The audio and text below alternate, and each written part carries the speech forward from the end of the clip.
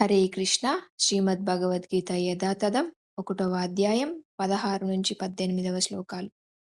అనంత విజయం రాజా కుంతిపుత్రో యుధిష్ఠిరః నకులా సహదేవశ్చ సఘోషా మణిపుష్పకౌ కాశ్యశ్చ పరమేశ్వాస శిఖండీ చ మహారథః దుష్టదుమ్నో ద్విరాటశ్చ సాత్యకీశ్చ పరాజితः ద్రుపదో ద్రౌపదేయశ్చ సర్వశః పృథివీపతే సుభద్రశ్చ మహాబాహు శంఖం దద్ము పృథక్ పృథక్.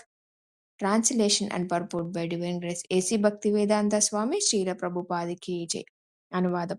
కుంతిపుత్రుడు రాజైన యుధిష్ఠిరుడు అనంత విజయం అనే శంఖాన్ని పూరించాడు. నకుల సహదేవులు సఘోష మణిపుష్పకం అనే శంఖాలను పూరించారు.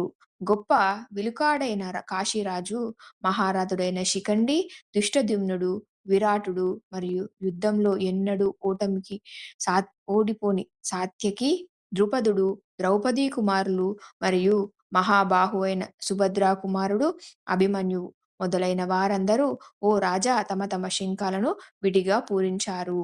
భాష్యం. సంజయుడు ధృతరాష్ట్ర మహారాజుకు అత్యంత చతురతతో తెలియజేశాడు ఏమనగా, పాండుకుమారులను వంచించి తన కుమారులను రాజ్యసింహాసనంపై కూర్చోబెట్టాలనే అతని అవివేక విధానం ప్రశంసనీయమైనది కాదు. ఆ మహాయుద్ధంలో కౌరవ వంశమంతా నశించబోతుందని సంకేతాలు అప్పటికే స్పష్టంగా కనిపిస్తున్నాయి.